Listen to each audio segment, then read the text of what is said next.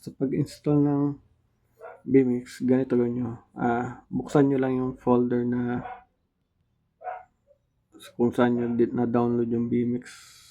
Sa akin, nilagay ko na dito sa Drive D. Drive D na siya. So, buksan nyo lang. Tapos, open nyo ito. Ito, hanggang sa loob. Blur. So, ito, unahin natin itong original. Open.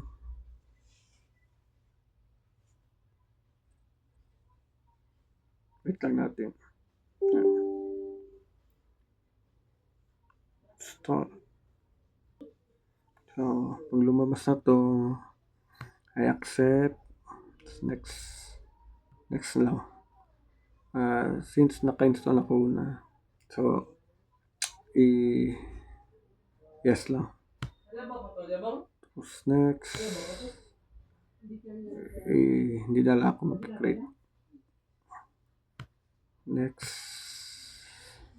Hintayin nyo lang matapos.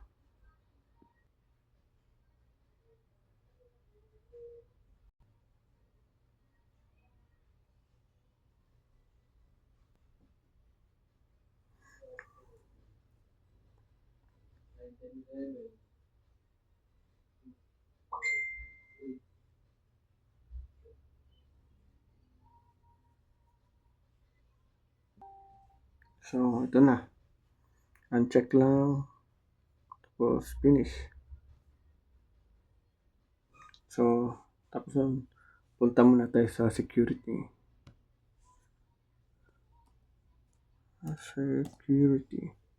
Dito, Windows Security. Tapos, virus and threat. Tapos, under sa settings, ito. Manage settings. Off muna natin to. Ang real-time protection. Tapos, baba. Ito, add. Dito, add nyo lang yung folder. Tapos, punta ka sa this PC, drive C, program, 86. Hanapin nyo yung Vmix. Ito. Select nyo lang. Yan, select lang. Tapos, select folder. So, okay na yan. Balik tayo dito. Ito naman isa. Ang update. Open.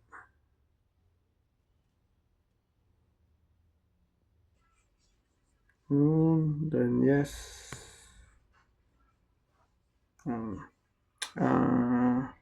Accept. Next. The next lang. Next lang. Dapat ito automatic.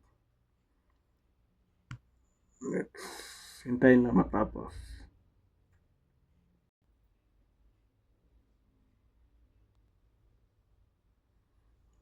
Hintayin lang. Pabayaan nyo lang. Hintayin nyo lang matapos mag-install. Okay, so tatanggalin di muna, then finish. Okay, so dito na naman tayo sa crack. Eto, kokopyahin natin yan. Copy. Punta tayo dito sa this PC, drive C, etong 86, kasi nandito yung files, Vmix. Diyan. Paste natin siya dyan. Right click, paste, replace, then continue. So, okay na yun siya. Pag niran nyo to, dapat may lalabas siya na yung login. Pero sa akin, na may machine ID siya. at saka password. Sa akin, hindi na yan lalabas kasi nakaregister na yun siya. Automatic na siyang bubukas.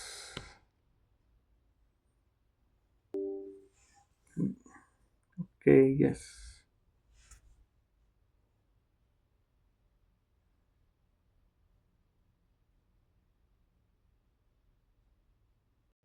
So, sa akin, diretso na siya. Kasi, na-register ko na yan. Pero sa mga hindi pa nakapag-register, ibang lalabas. May nakasulat na machine ID at saka password. Kunin yung machine ID at yun ang isasend mo sa akin. Okay?